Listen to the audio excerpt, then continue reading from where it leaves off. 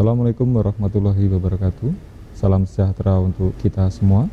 Semoga hari ini semuanya diberikan kesehatan, tidak ada yang berhalangan, dan bagi yang sedang sakit, kita doakan semoga segera pulih kembali. Pemirsa UGTV, pada hari ini kita akan membahas mengenai, atau UG Talk akan membahas mengenai sesuatu yang luar biasa. Ya, yang pertama terkait dengan tema peran humas dan dalam organisasi, perusahaan dan pemerintahan, tantangan dan citra positif lembaga yang diwakilinya. Hal ini tentu menarik untuk kita diskusikan dalam UG Talks, dan bersama saya di studio Bapak Profesor Dr. Widodo Muktio. Selamat pagi, Prof. Selamat pagi, Pak Edi. Berkenan menyapa pemirsa, Prof. Iya, selamat pagi pemirsa UGTV, dan salam sehat untuk kita semuanya. Baik, terima kasih, Prof. Sekarang sibuk apa nih, Prof?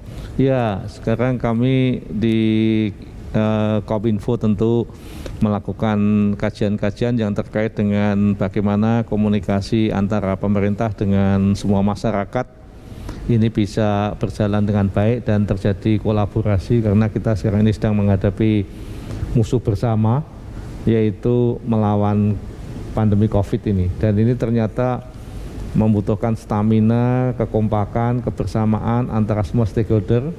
Pendekatan kita juga pentahelik ya, jadi tidak hanya government saja. Kita berharap media, dunia bisnis, dunia civil society bersama-sama lah untuk bagaimana kita melaksanakan prinsip 3M dan 3T ya, yang terkenal kan gitu ya. Jadi jangan sampai pandemi ini berkepanjangan dan kita masih berada pada posisi yang sulit terus. Baik, terima kasih Prof. Widodo. Pemirsa UGTV, kita akan mencoba membahas mengenai tema hari ini karena Prof. Widodo ini sangat kompeten untuk membahas mengenai peran humas di sini. Dan saya mengutip dari beberapa pernyataan bahwa humas menurut IPR ya, atau Institute of Public Relations, adalah keseluruhan upaya yang dilangsungkan secara terencana dan berkesinambungan dalam rangka menciptakan dan memelihara niat baik dan saling pengertian antara suatu organisasi dengan segenap halayaknya. Nah, ini tentu hal ataupun menjadi stimuli yang bagus untuk memulai diskusi kita pada hari ini. Dan sebelum kita memulai diskusi, kita lihat VT yang berikut ini.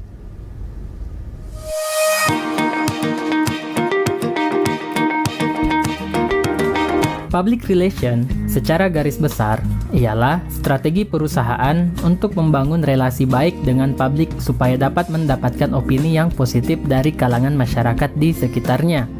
Public relation sangatlah penting dalam membangun citra positif atau pandangan baik dari masyarakat secara luas terhadap perusahaan yang bersangkutan.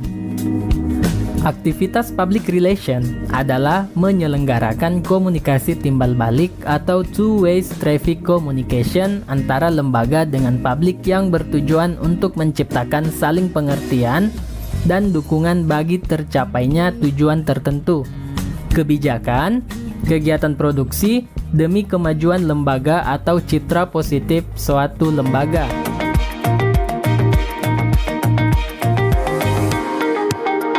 Membangun SDM yang kompeten ini bukan lagi suatu pilihan buat kita.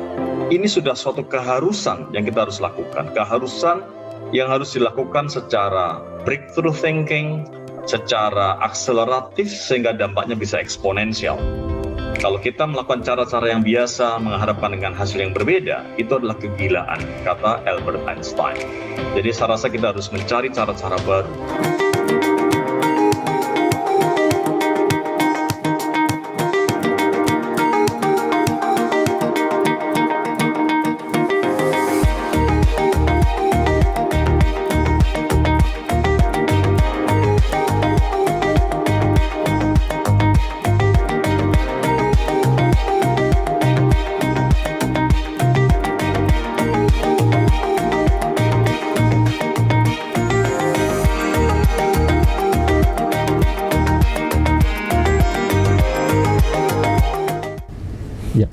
Pemirsa UGTV, baru saja kita menyaksikan VT terkait dengan tugas dan fungsi humas.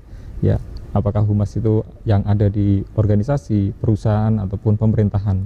Tentu ini hal yang menarik untuk kita diskusikan pada hari ini, dan Prof. Widodo tentu akan memberikan pandangan-pandangan terkait dengan apa sih, ataupun mungkin memulai dari membahas tayangan tadi, Pak. Silakan, Pak. Jadi memang sebetulnya kan public relation itu, atau diterjemahkan dalam bahasa Indonesia humas itu kan bagaimana kita melakukan interaksi, melakukan hubungan antara satu pihak dengan pihak yang lain, dan tentu fungsinya menjadi bridge ya, menjadi jembatan, menjadi liaison penghubung agar supaya ada kesepahaman antara pihak kita dengan pihak yang lain.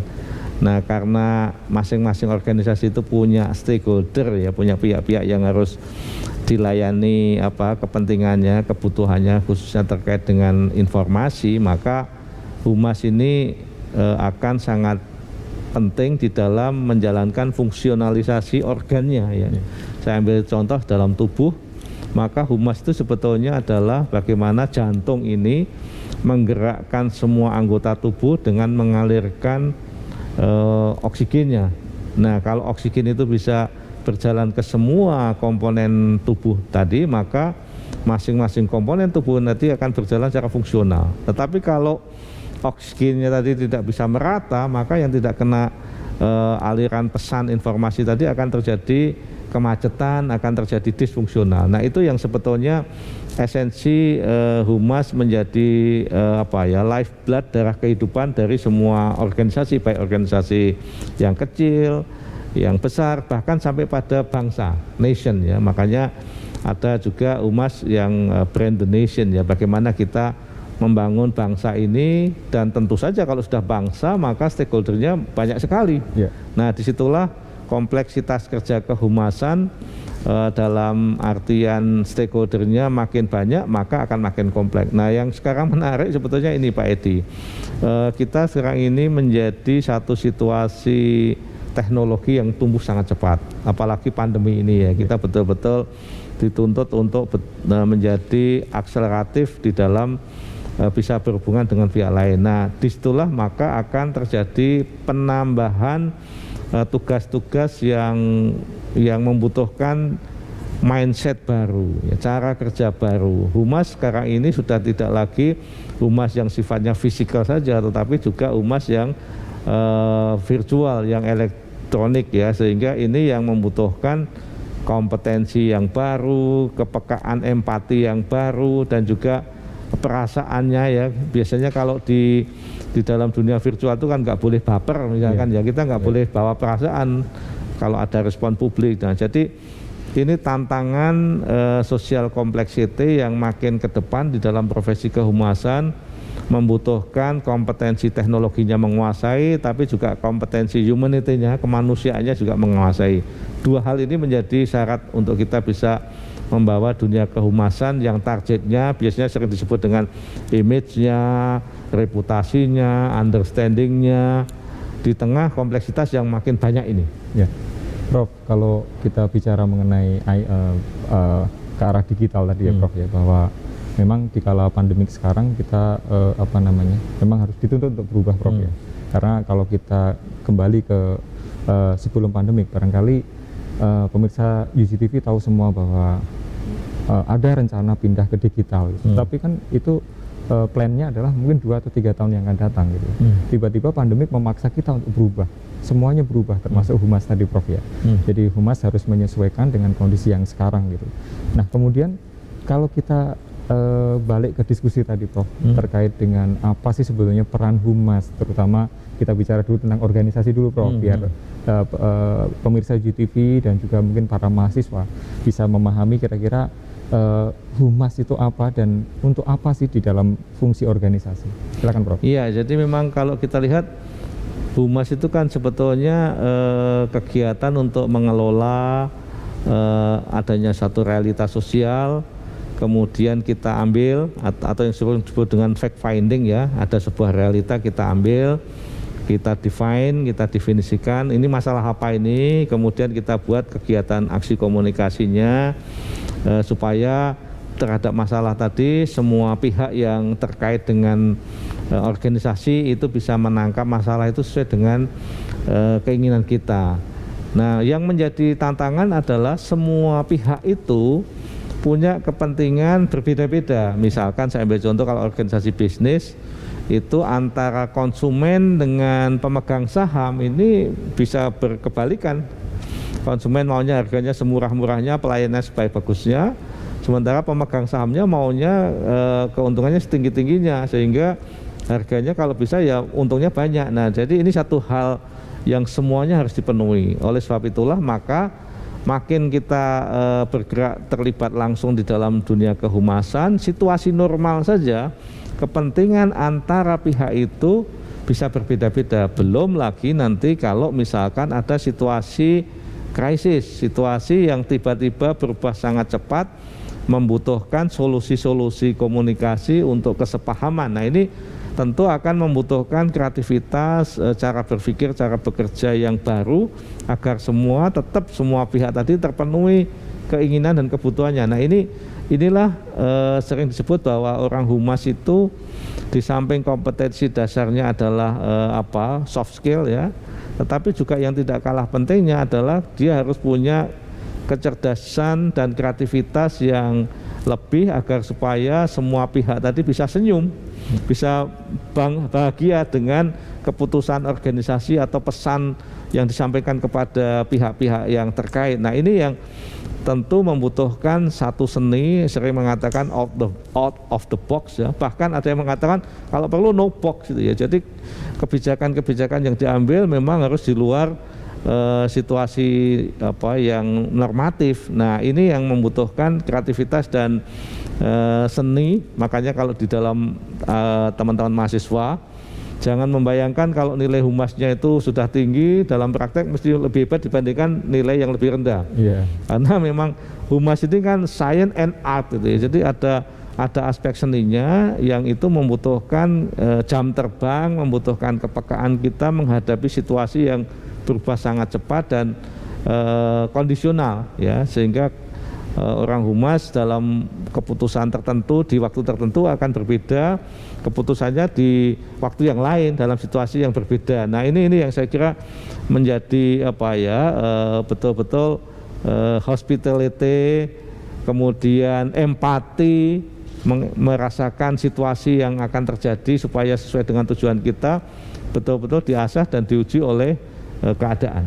Ya, jadi saya sepakat nih dengan apa yang Prof sampaikan ya, Prof, bahwa kalau kita belajar humas itu tidak hanya sekedar nilai yang tadi yang didapatkan dari dosen gitu, tetapi mungkin perlu ada pelatihan, kemudian juga ada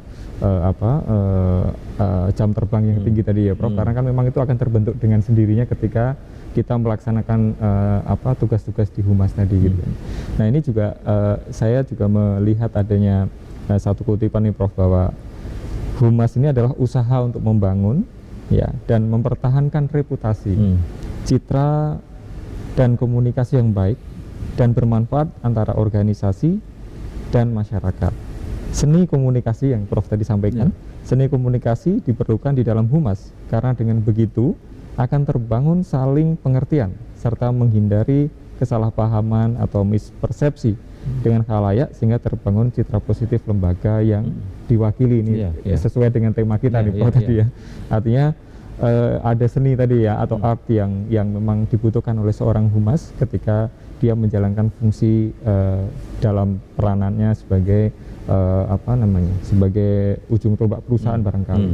Dan itu akan, kalau kita bicara mengenai tadi ya Prof ya, mengenai oksigen tadi, yang pasti oksigennya itu lancar gitu Prof ya, sehingga bisa sampai kemana-mana gitu. Betul, jadi memang oksigen ini menentukan kualitas oksigen atau kualitas pesan itu betul-betul akan menentukan keberhasilan fungsionalisasi pihak-pihak yang terkait atau stakeholder atau pihak yang kemudian harus dilayani informasinya, dilayani keinginan dan kebutuhannya. Nah, ini yang dalam praktek, kalau dulu bahwa pesan informasi itu dianggap tidak begitu prioritas, sekarang ini yang namanya informasi itu menjadi kebutuhan dasar.